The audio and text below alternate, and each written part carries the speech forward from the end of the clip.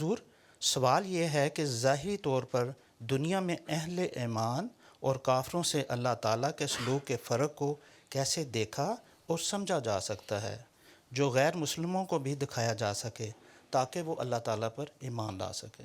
پہلی بات تو یہ ہے کہ اپنا معیار اس حد تک لے کے جائیں جہاں پتہ لگے گا آپ کو واقعی تعلق ہے اللہ تعالیٰ سے. یہ کہہ دینا کہ الحمدللہ بسم اللہ بہت اللہ کا فضل ہے میں مسلمان ہوں، تو اس سے کہنے سے کافی نہیں ہوتا. 5 نمازیں فرض ہیں، وہ 5 نمازیں تو پڑھتے نہیں، جو بنیادی چیز ہے. ہاں، جو سچائی ہے اس پہ تو قائم نہیں رہتے. اکثریت مسلمانوں کی تو یہی حال ہے نا. جی. جو نیک لوگ ہیں مسلمان، جو نیک ہیں، عبادت بھی کرنے والے ہیں اور اللہ تعالیٰ کے حکم و عمل کرنے والے بھی ہیں، ان کو اللہ تعالیٰ دنیا داری کے انعامات ہیں ان سے بھی نوازتا ہے اور ان کا دین بھی ہے. اور پرانے زمانے میں جو صحابہ تھے ان کا یہی تھا، دیندار بھی تھے اور کروڑوں کے مالک بھی ان کو اللہ تعالیٰ نے بنایا. اسی لیے حضرت مسیح علیہ السلام نے فرمایا 2 لوگ ایسے تھے کہ جن کا محاورہ میں اس کو ذکر کیا کہ ہاتھ باکار دل بایار، کہ ہاتھ کام کر رہے ہیں اور دل اللہ تعالیٰ کی طرف لگا ہوا ہے.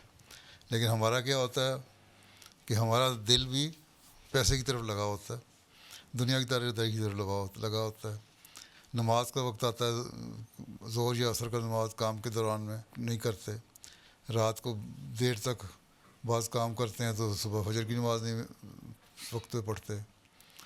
تو یہ ساری چیزیں جب ہوں گی تو کس طرح ہم کہہ سکتے ہیں کہ وہ اللہ تعالیٰ کی طرف سے نیکی اس کو ملی ہوئی ہے اور بڑا دیندار آدمی ہے؟ تو دیندار نام کا ہے. اس لیے جب وہ محنت کرتا ہے دنیا داری کی اور ساتھ لیبل لگایا ہوا ہے دینداری کا، اور ایک دنیا دار محنت کرتا ہے اور اس کا کوئی دھوکہ نہیں دیتا، کم از کم منافقت تو نہیں ہے اس میں، اللہ تعالیٰ پھر جب نتیجہ نکالتا ہے تو اس کو زیادہ نواز دیتا ہے. اور بہت سارے لوگ ایسے ہیں جو بظاہر کلمہ پڑھنے والے ہیں لیکن سچائی پہ قائم نہیں، اور اس کے مقابلے میں دوسرے لوگ جو لامذہب بھی ہیں لیکن بعض نیکی کی باتیں ان میں ہیں، محنت کی عادت ان میں ہے، تو ان کے اجر پھر ان کو اللہ تعالیٰ دیتا ہے.